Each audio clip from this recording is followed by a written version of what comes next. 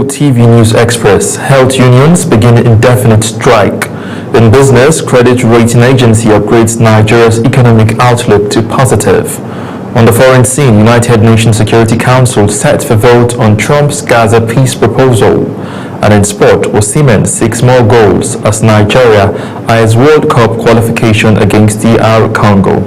Hello and welcome to all our viewers in Nigeria and around the world to News Express on Global Television, coming to you live from the nation's capital, Abuja. I am Mukhtar Kasim. A quick reminder that Global Television is on DSTV channel 365 and on StarTimes channel 276. And now, the news in details. Health workers under the Joint Health Sector Unions, JOHESU, and Assembly of Healthcare Professionals Association have declared an indefinite nationwide strike from today, November 15, over the federal government's failure to implement the adjusted consolidated health salary structure. The decision was announced in a statement signed by the national chairman of JOHESU, Comrade Kabiru Ado Mijimbiru. The union says the delays persist despite previous agreement and multiple suspended strikes, accusing the government of neglecting long-standing welfare and systemic issues in the sector. They noted that although the Presidential Committee on Salaries has finally been constituted, its action in the past 48 hours does not address years of unresolved commitment. And now talking politics, the Lekon Salami Stadium in Ibadan is buzzing as the People's Democratic Party (PDP) puts final touches to preparations for its national convention, with traffic redirected and the National Union of Road Transport Workers coordinating transport to manage the heavy inflow of delegates. Security was tightened across the venue, while hotels in the city filled up as the party officials continued late-night strategy meetings at the government house. The build-up comes despite internal disagreement as some members loyal to the FCT member, Nyesom Wike, insist unresolved Congress issues still threaten the party's unity. Still talking politics, the new Nigeria People's Party is pushing back hard against what it calls an attempt to mislead the nation's electoral body. The party is warning the Independent National Electoral Commission (INEC) to ignore a notice announcing proposed congresses and a convention allegedly issued by two individuals the party insists have no legal standing within its structure. Aniete Patrick has the details. In Abuja, the leadership of the new Nigeria political party took a firm stance, declaring that no parallel congress or convention has been approved by the party. Addressing journalists, the National Secretary, Comrade Ogini Olakposi, Sunday said the party is appalled by what he describes as a deliberate attempt to create confusion ahead of its internal activities. It is on that note that we have written a letter through my humble self and our lawyer to Independent National Electoral Commission to disregard any letter for notice of congresses or convention, fresh notice of congresses and convention of the Nigeria People's Party. Ogini insisted that Dr. Ahmed Ajunji and Dikbo Olayokun, who circulated the notice, lack any authority to speak or act on behalf of the NNPP. He anchored the party's position on a judgment delivered by an FCT High Court on April 3, 2025. He says the court dismissed their suit and reaffirmed the legitimacy of the party's leadership under its founder and board of trustees, Chairman Dr. Boniface Okechukwu Anebona. He therefore urged INEC to recognize these executives and update its records accordingly. As a judgment debtor, Dr. Ajuji and Mr. Olayoku has no right under the Constitution of the Federal Republic of Nigeria to parade themselves again as the officer of this party. As political parties prepare for the next electoral cycle, the NNPP insists that clarity and legitimacy must guide engagement with the nation's electoral umpire. For now, the party says it will continue to defend. Aniete Patrick reporting for Global TV News.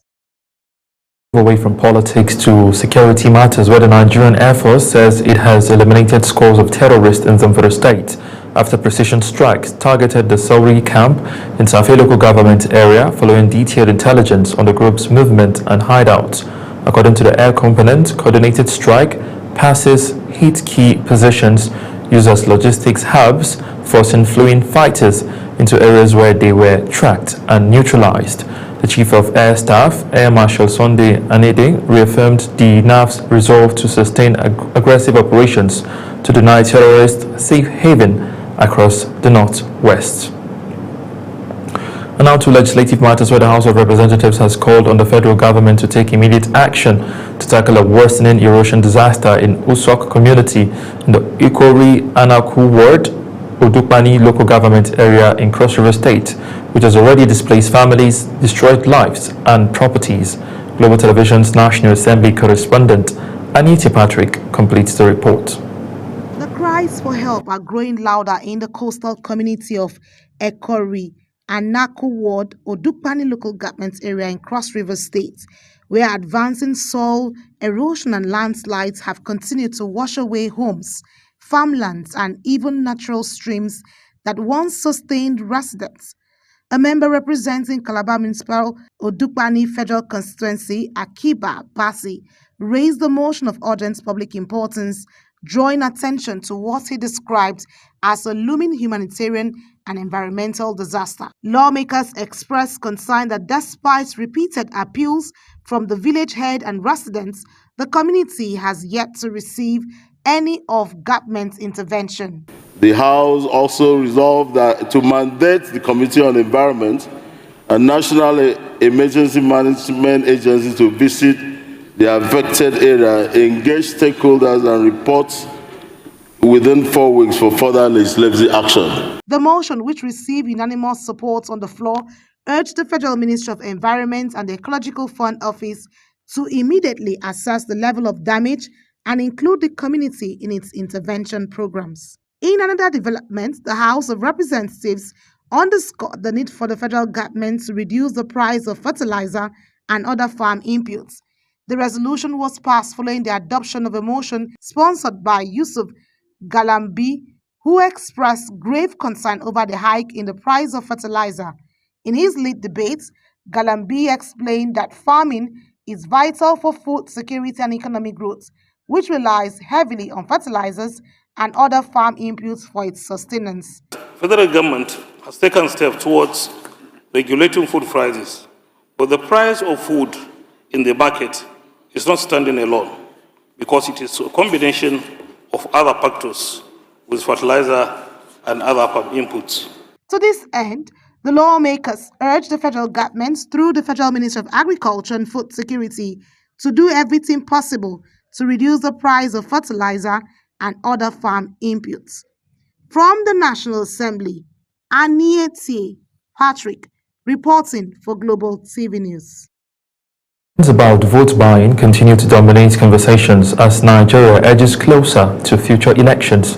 Many citizens say the practice is now more brazen and need urgent attention. Global Television correspondent Zara Onasir reports on the growing public frustration and the calls for stronger action. Vote buying is an election campaign violation that occurs in many countries, which undermines the integrity of electoral processes and is detrimental to democratic governance. On the streets of Abuja, Nigerians are voicing deep worry over the rising trend of vote buying. To many, it is no longer a hidden practice but an open transaction that places personal gain above national interest. Those who spoke to Global TV described the act as a deliberate attempt by politicians to exploit citizens' economic challenges for selfish political advantage. They are urging voters to understand their rights, resist inducements, and protect the value of their votes. The problem we have is we, the poor masses, or we, the people, we don't know even our rights. Because if I know my rights, you can't buy my vote. As a youth, sometimes hunger, we forget what will happen next than what will just happen now. Stopping it, well, it depends. Nigerian politics is one politics that we don't know how to fix it. But the politicians, they know what to do about this. They should stop vote buying and let's be civil in whatever thing we are doing. Our politicians are the most selfish set of people, and I don't think in the nearest future they will be willing to change. It's an attitudinal thing. James Ugochukwu, Regional Executive General Secretary of the West African Civil Society Forum, says the persistence of vote buying is tied to poverty and worsening economic hardship. He explains that unless citizens are properly sensitized, especially at the grassroots, vote buying will continue to thrive. Because a lot of Nigeria actually this depraved. If they know that they can get money that can buy them food for that particular day, or can even give them food for some couple of days, they will be susceptible to that kind of vote buying. He also emphasized that security agencies must remain neutral and courageous enough to go after anyone involved in the act. According to him, credible elections cannot be achieved if law enforcement is compromised or selective in its operations. Zahra Nasser, reporting for Global TV News. Broadcast of News Express. When News Express returns, credit rating agency upgrades Nigeria's economic outlook to positive. Details coming shortly, plus foreign and sports stories. On the other side of this break, please stay with us.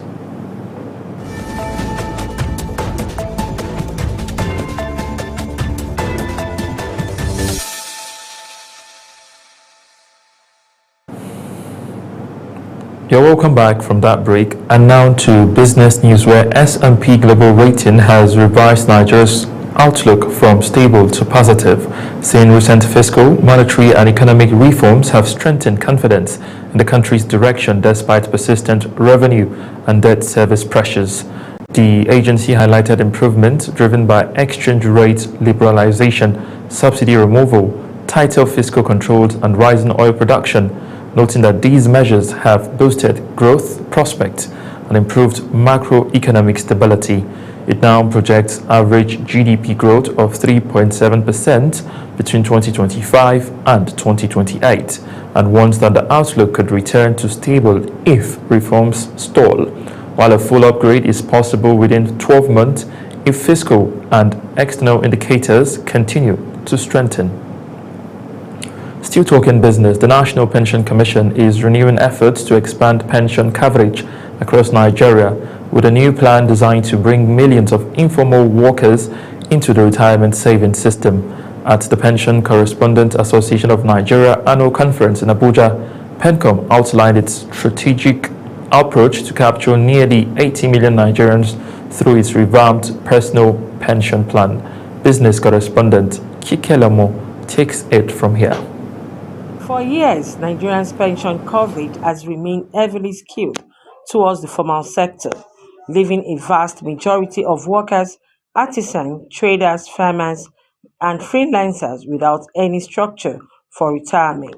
Speaking at the annual conference of the Pension Correspondent Association of Nigeria in Abuja, the Director General of PENCOM, Omolola Oloworanran, who was represented by the Head of Corporate Communication at PENCOM, Ibrahim Buwai, reaffirmed the Commission's commitment to ensuring that every Nigerian, regardless of employment status, can look forward to secure retirement. She noted that Nigerian workforce is largely informal, yet this group remains severely undercovered. Today, we reaffirm our commitment to ensuring that every Nigerian, whether formally employed or not, has the opportunity for a secure and dignified old age. PENCOM says the new pension plan came from the need to redesign the old micro-pension scheme and make it more flexible, digital and inclusive, ensuring that people with irregular incomes can register easily and contribute at their own pace, noting that the new framework offers simplified registration, mobile-based contribution channels, and flexible saving options. PENCOM believes this innovation will encourage millions who previously saw pension as complicated or inaccessible to come on board. What the personal pension plan has done is that it now brings even the voluntary contributions segment that the formal sector employees hitherto made under the formal CPS, those contributions will now be captured under the personal pension plan. And the idea really is to offer more flexibility. Earlier, the President, Pension Correspondents Association of Nigeria, Nana Musa, says there is need for public awareness, trust building, and technology-driven systems to deepen participation nationwide. Musa commended ongoing reform but insists that only sustained engagement, education, and policy support will convince millions of informal workers to embrace pension savings. Dedicated to deepening public understanding of pension matters, we believe in closing this gap is central to achieving sustainable social security, reducing poverty, and promoting inclusive growth. With the new plans, pension hopes to grow long-term savings, strengthen financial inclusion, and secure the future of millions of Nigerians who currently have no retirement support structure. Kike Lomo Okeri, Global Television News. Presidential nominee for the co-chairmanship position of the Board of Unclaimed Trust Fund, Obehi Adesua Okafor, has assured the Nigerian Senate of productive investment of the fund if her appointment is confirmed. The nominee gave the assurance during her screening by the Senate Committee on Finance, Banking, Insurance, and Other Financial Institutions. Here is Topsy Gimba's report. An unclaimed funds trust fund is a government-managed fund, like the one established by Nigeria's Financial Act 2020, where unclaimed dividends and dormant account balances are transferred after a specified period of inactivity, example 6 years. The purpose is to make these funds available for government use, with the stipulation that the original owners can claim their money from the government later, although the process for claiming them can be unclear. While the government manages and potentially invests the funds are held in trust for the rightful owners until they are claimed. My mission with the unclaimed funds is capital preservation. Aside from governance, I will optimize the returns of the unclaimed funds. Explaining her mission for the fund, Mrs. Okafor said it shall be capital preservation driven by productive investment, all for expanding the physical landscape of the country. We need to productively invest those funds. As they come to us, we maximize returns, but we also manage the risk prudently as we invest the funds. Earlier before her presentation, the chairman of the committees, Senator Mohammed Sani Musa, Niger East, and Senator Adetokunbo Abiru, Lagos East, tasked her to justify her nomination by explaining her mission for the unclaimed fund. The trust fund is just holding a trust for Nigerians.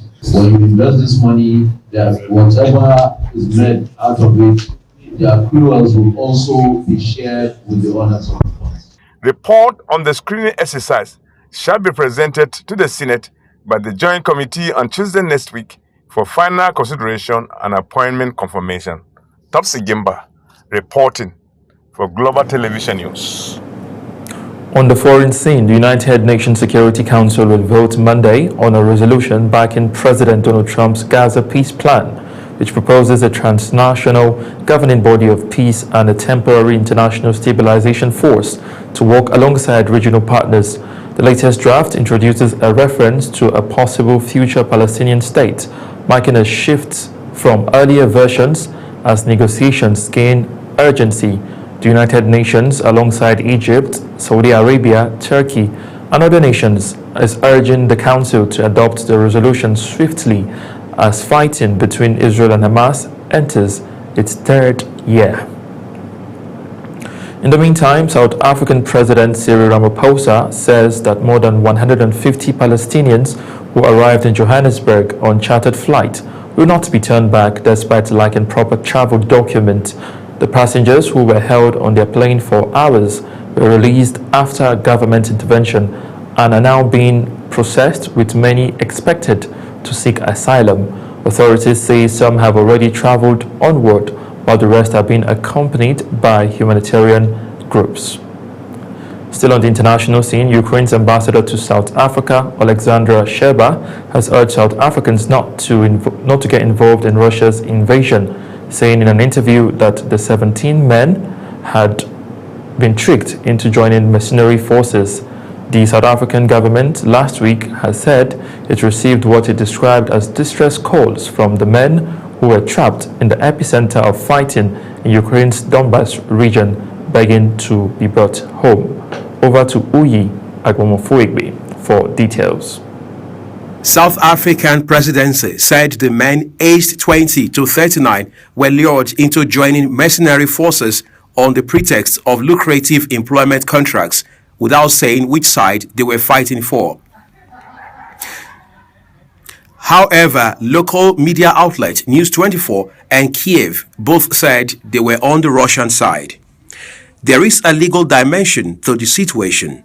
It is illegal for South Africans to join foreign armies unless authorized by the government. They have been recruited in violation of South African law, which I would imagine would be something that South African government would like to talk about with the Russian government. And by the way, if it's true that some of South African politicians were involved, then it makes the whole situation even more precarious. The war, running for well over 3 years, has dealt a devastating blow to Russia and Ukraine, even though some analysts estimate that Kiev is on the receiving end. Both sides are bleeding. Both sides are losing people. So Ukraine's position in this at this point of this war, with the front line not moving one way or another, just let's stop where we fight. President Cyril Ramaphosa has ordered an investigation into the recruitment of South African men as mercenaries after News 24 claimed that the men were sent to Russia by the MK party of former President Jacob Zuma for security training. Uyi Agbomofuegbe, reporting for Global TV News. And now to the world of sport, where Victor Osimhen is suspected to lead Nigeria's attack on Sunday as the Super Eagles face DR Congo in Rabat in a decisive playoff for a place in next year's Intercontinental Qualification Tournament. Nigeria reached the final after Osimhen scored twice in extra time against Gabon, while Congo advanced with a late winner against Cameroon. With 9 goals in his last few outings, Osimhen remains the biggest threat and says he is intending to improve his tally, though the loser of the match will be eliminated from the race for a spot in the expanded 48-team 2026 World Cup. Still talking sports, the Nigerian Sports Commission has hailed Nigeria's boxing team for their strong outing at the 2025 Islamic Solidarity Games, where Rahim Ridwan and Adeshina Zainab won medals. NSC Chairman Shehu Diko and Director General Bukola Olokbade hosted the athletes on arrival and pledged renewed commitment to revamping boxing nationwide. The Nigeria Boxing Federation also commended the Commission's support, saying it will strengthen efforts to reposition the sport. The National Assembly says it will ensure that key Nigeria University Games Association (NUGA) projects including the proposed sports stadium for the 2025 Games in Jos are captured in the federal budget. The Speaker of the House of Representatives, Tajuddin Abbas, gave the assurance during a visit by a NUGA delegation to the National Assembly in Abuja. Anita Patrick has details. Receiving the NUGA leadership on behalf of the Speaker, Chairman of the House Committee on Sports, Kabir Amodu, said the legislature is fully committed to strengthening sports development across Nigerian universities. He assured that the Speaker has already taken note of the ongoing and proposed NUGA projects, especially the stadium development plan for the University of Jos, and will work to ensure they are provided for in the national budget. Amadou added that the House Committee on Sports is targeting a system where by 2026, every Nigerian university will have a functional sports complex or mini stadium capable of hosting international competitions. I want to assure you that from the Speaker's office up to the Committee of Sports, you have our sport 100%. 100%. For this 2026 budget, I assure you that from the office of the speaker and also from the committee, will definitely going to accommodate some of your projects in this 2026 projects. Leader of the NUGA delegation, Goshen Obed, said their visits aimed to deepen collaboration ahead of the 27th edition of the Games at the University of Jos. Obed said NUGA is seeking the National Assembly support to complete outstanding projects valued at 13 billion naira to enable the university host international standard competitions. University of Jos, they are setting a pace in sporting activities in the country. They are building state-of-the-art facilities that can host any international tournament. And they intend to leave a legacy projects after the NUGA Games. I'll leave the games. Some of the games are ongoing in the facility, some are not completed, so they're using other facilities within the state. It may interest you to know that the main ball is being upgraded. There's a new hockey pitch, cricket pitch, and 10-lane Olympic-style swimming pool, which is being built. Meanwhile, 91 universities are currently participating with several key facilities, including hockey, cricket, and indoor sports halls already completed, while others remain under construction. Anieti Patrick, reporting for Global TV News. TV News Express comes to an end. Here is a recap of our top stories. On Global TV News Express, health workers under the Joint Health Sector Unions JOHESU and Assembly of Healthcare Professionals Association have declared an indefinite nationwide strike over government's failure to implement the adjusted consolidated health salary structure. In business, S&P Global Rating has revised Nigeria's outlook from stable to positive, saying recent fiscal, monetary and economic reforms have strengthened confidence in the country's direction. On the foreign scene, you heard that the United Nations Security Council will vote Monday on a resolution backing President Donald Trump's Gaza peace plan, which proposes a transnational governing body of peace and a temporary international stabilization force to work alongside regional partners. And from sport, Victor Osimhen is expected to lead Nigeria's attack on Sunday as Super Eagles face DR Congo in Rabat in a decisive playoff for a place in next year's World Cup. That's it on News Express. A quick reminder that Global Television is on DSTV, Channel 365 and on Star Times, Channel 276. Kindly follow us across all social media platforms now showing on your screen using at Global TV NG. I am Mukhtar Kasim, saying a very big thank you for watching.